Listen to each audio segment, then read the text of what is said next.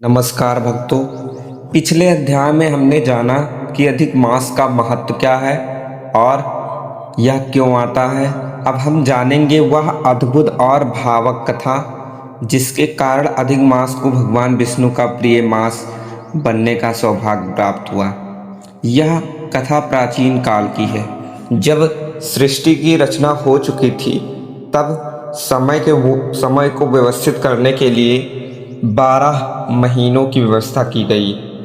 प्रत्येक महीने का अपना महत्व था।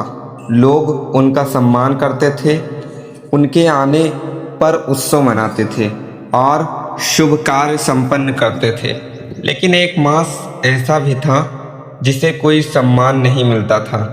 वह था अधिक मास, क्योंकि यह अतिरिक्त मास था, इसलिए लोग इसे अशुभ मानते थे। विवाह, गृह प्रवेश, यज्ञ, मुंडन और अन्य मांगलिक कार्यों में इसे स्थान नहीं दिया जाता था। जहाँ दूसरे महीनों का स्वागत होता था, वहीं अधिक मास को उपेक्षा और तिरस्कार का सामना करना पड़ता था। समय बीतता गया और अधिक मास का दुख बढ़ता गया। एक दिन उसने निश्चय किया कि वह अपनी पीड़ा लेकर देवताओं के पास जाएगा। सबसे पहले वह ब्रह्मा जी के पास गया और बोला, हे पितामह, संसार में सभी मेरा अपमान करते हैं। कोई मुझे शुभ नहीं मानता, मेरा कोई स्वामी नहीं है। कृपया मेरा उद्धार कीजिए।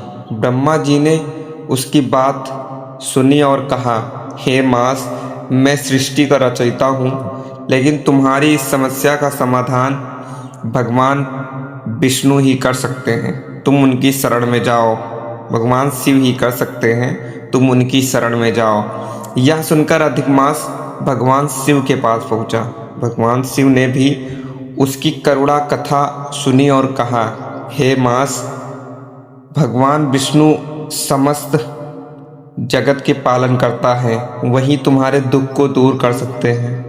अब अधिक मास निराश मन से वैकुंठ धाम की ओर चल पड़ा। लंबी यात्रा के बाद वह भगवान विष्णु के दिव्य धाम पहुंचा।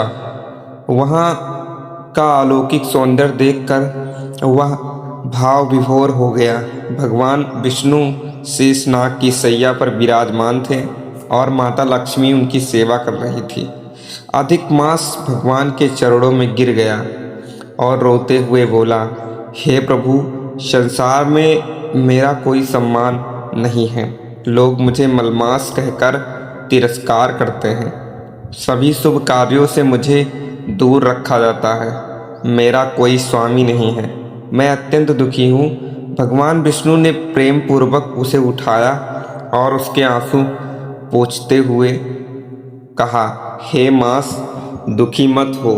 जो मेरे शरण में आता है, मैं उसका कभी त्याग नहीं करता। भगवान विष्णु ने कुछ क्षण ध्यान लगाया और फिर मुस्कुराते हुए बोला, आज से मैं तुम्हें अपना नाम देता हूँ। मेरा एक नाम पुरुषोत्तम है और आज से तुम पुरुषोत्तम मास कहलाओगे। यह सुनकर अधिक मास आश्चर्यचकित रह गया। भगवान ने आगे कहा, जिस प्रकार मैं देवताओं में श्रेष्ठ हूँ, उसी प्रकार तुम सभी महीनों में श्रेष्ठ माने जाओगे। जो भक्त तुम्हारे समय में पूजा करेगा, उसे अनेक गुना पुण्य प्राप्त होगा। जो दान करेगा, उसका फल बढ़ जाएगा। जो जप, तप और भक्ति करेगा, उसके जीवन की पाप नष्ट हो जाएंगे और उसे मेरी विशेष कृपा प्राप्त होगी।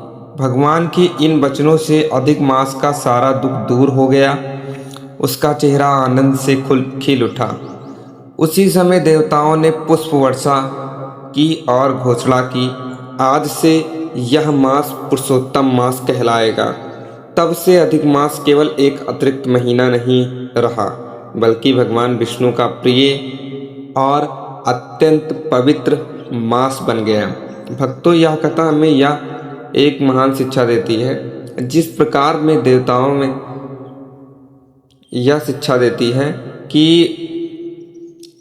संसार भले ही किसी का सम्मान ना करे, लेकिन यदि भगवान की कृपा प्राप्त हो जाए तो वही उपेक्षित व्यक्ति सबसे श्रेष्ठ बन जाता है। अधिक मास की कहानी हमें धैर्य, विनम्रता और भगवान पर अटूट विश्वास रखने की प्रेरणा देता है। जय श्री विष्णु, जय श्री पुरुषोत्तम भगवान।